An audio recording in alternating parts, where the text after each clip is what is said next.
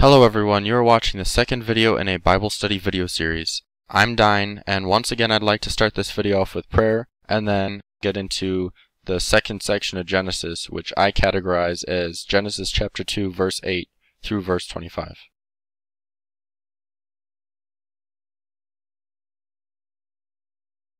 Father, thank you for this time that we have together to study the Bible.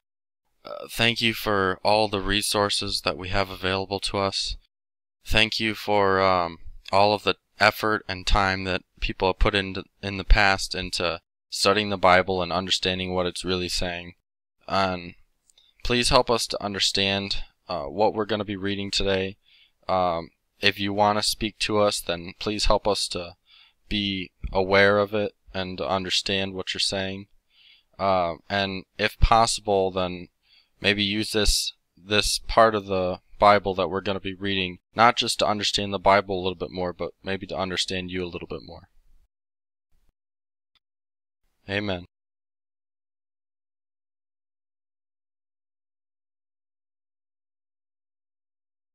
Verse 8 begins, "And Jehovah God planted a garden eastward, in Eden, and there he put the man whom he had formed. And out of the ground made Jehovah God to grow every tree that is pleasant to the sight and good for food, the tree of life also in the midst of the garden, and the tree of knowledge of good and evil."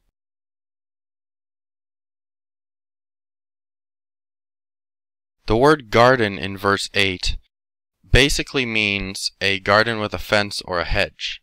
This Hebrew word is connected to a word that means to hedge about.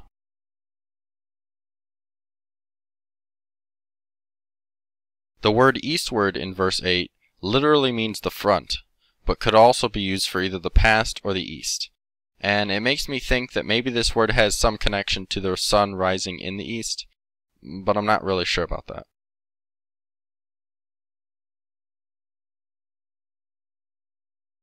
The word Eden means pleasant or delicate.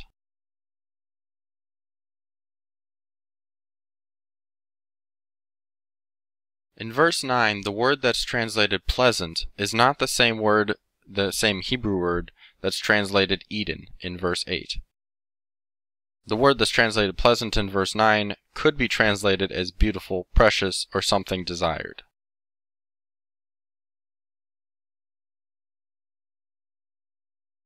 Like the English word good, the word that's translated good in verse 9 can mean something that is either morally good or something that's just pleasing.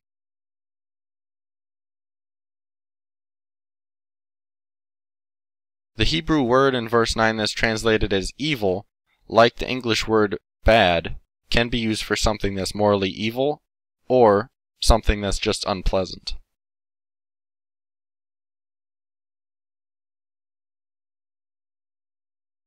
Verse 10, "And a river went out of Eden to water the garden, and from thence it was parted, and became 4 heads.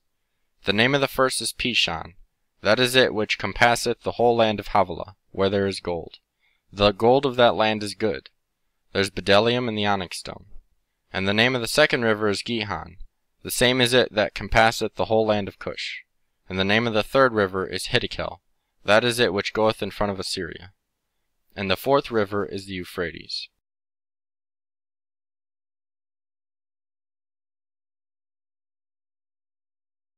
In verse 8 it says that the garden was in Eden, but here in verse 10 it says that a river flowed out of Eden and into the garden. One possibility is that Eden was the name of the region as well as the name of a city within that region. If that's true, then verse 8 would obviously be referring to the region, and verse 10 would be referring to the city.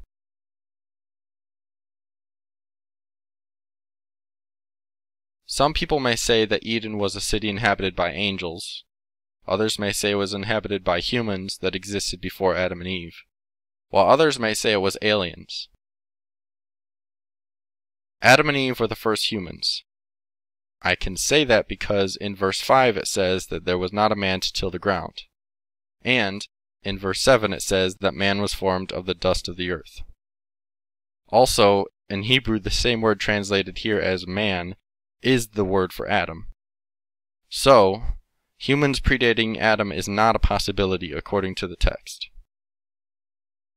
While angels might be more logical than humans, it's still a stretch and can't really be backed up by anything. I think the two most likely explanations are either A, the Eden mentioned in verse 10 is a city of God, similar in purpose to the New Jerusalem mentioned in Revelation chapter 21. B, the reason for the difference is just a textual error that happened over the years of copying the text. Or C, there's some other explanation for how the garden could be in Eden, and yet the river flowed out of Eden and through the garden. Since I'm not a scholar and I don't know Hebrew, I don't know how likely it is that this small section of the text was corrupted.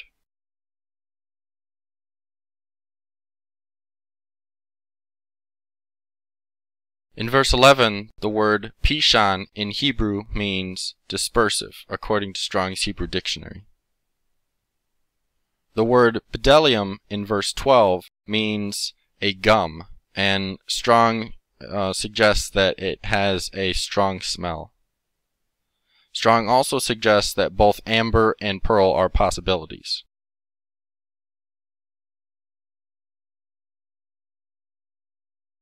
In verse 13, the word translated as Gihon is connected to a word that can be translated as gushing.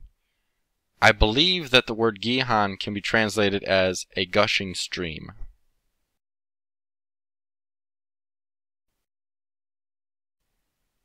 In verse 14, the word Hiddekel is thought to be the Tigris River, according to the American Standard Version footnotes. The word front, or in front, could be translated as east, according to the American Standard Version footnotes again.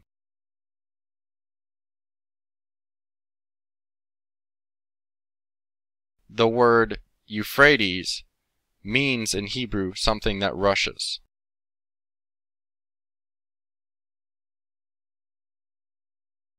Continuing on in verse 15, which is the last verse in this paragraph, it says, "And Jehovah God took the man, and put him into the Garden of Eden, to dress it and to keep it." Verse 16 continues, "And Jehovah God commanded the man, saying, Of every tree of the garden thou mayest freely eat, but of the tree of the knowledge of good and evil thou shalt not eat of it, for in the day that thou eatest thereof thou shalt surely die."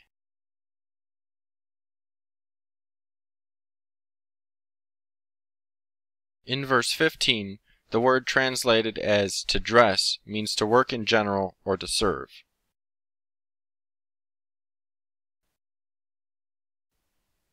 The Hebrew word translated as to keep means to hedge about or to protect.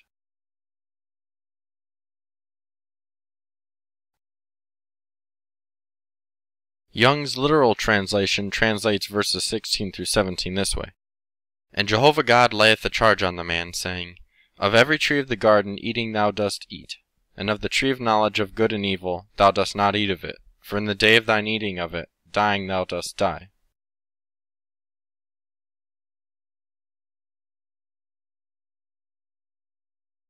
Verse 18 continues, "And Jehovah God said, It is not good that the man should be alone. I will make him a help meet for him. And out of the ground Jehovah God formed every beast of the field, and every bird of the heavens, and brought them unto the man to see what he would call them. And whatsoever the man called every living creature, that was the name thereof. And the man gave names to all cattle, and to the birds of the heavens, and to every beast of the field. But for man there was not found a help meet for him." Now, there's something here in verse 18 that I want to address as best I can, but that can wait until the end of this video.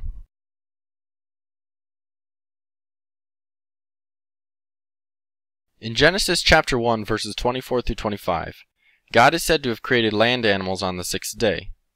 But here it says that land animals were created and brought to Adam.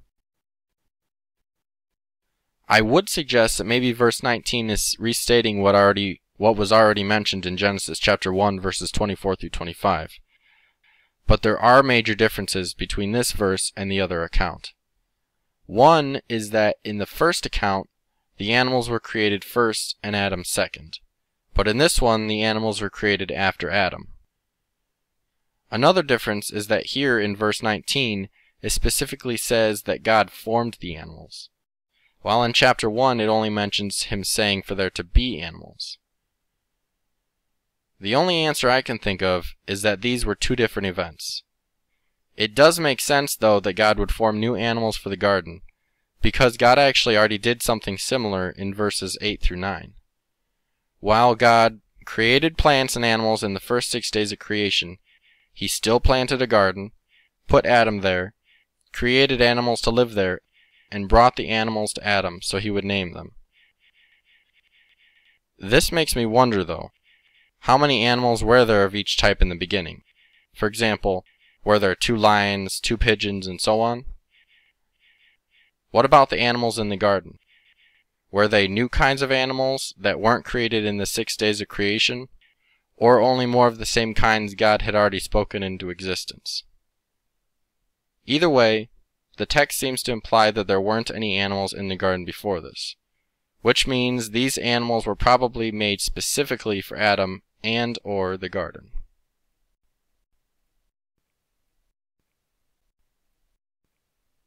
For the skeptics, I want to point out that the phrase, "but for man there was not found a help meet for him," does not imply that God was surprised by this.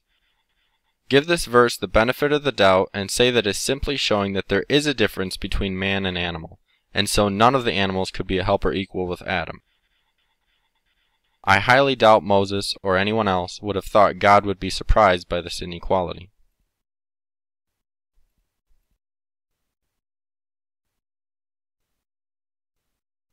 So, continuing on to verse 21.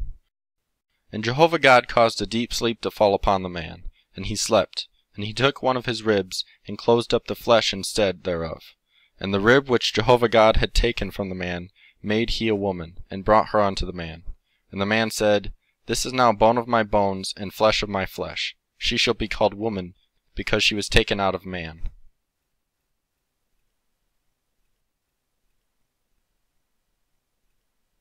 According to Strong's Hebrew Dictionary, the word translated in verse 21 as a deep sleep means a lethargy or trance.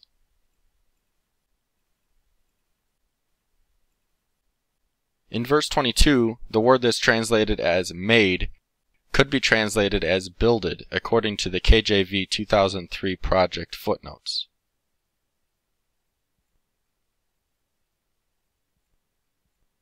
Young's literal translation translates verse 22 as, And Jehovah God buildeth up the rib which he hath taken out of the man into a woman, and bringeth her in unto the man.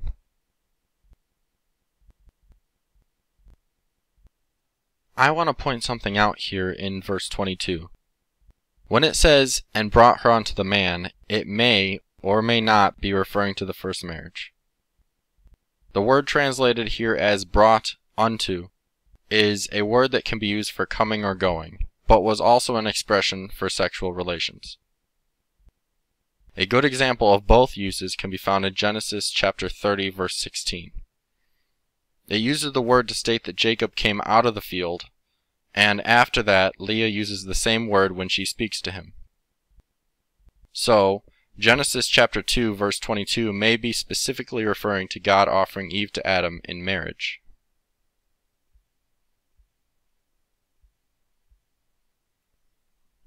In verse 23, the Hebrew word translated as woman is Isha, according to the KJV 2003 project footnotes.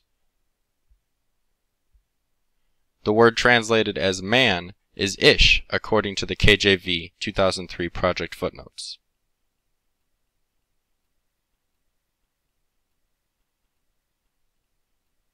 The final verses in this chapter say, Therefore shall a man leave his father and his mother, and shall cleave unto his wife, and they shall be one flesh. And they were both naked, the man and his wife, and were not ashamed. Now that we're done reading the second section of Genesis, I want to go back over verse 18 and address something that I think is important. Some may try to use this verse to show that men and women are exactly the same. So, let's go over it. The American Standard Version footnotes puts it this way, a help, quote, answering to, unquote. The KJV 2003 project footnote suggests, quote, as before him, unquote.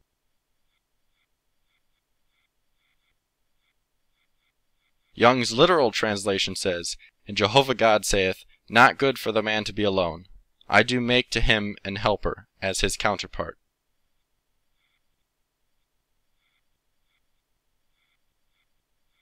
Even the LXX says that God said he would make man a helper, katafton, which, according to Strong's Greek dictionary, I could translate as according to him or after him.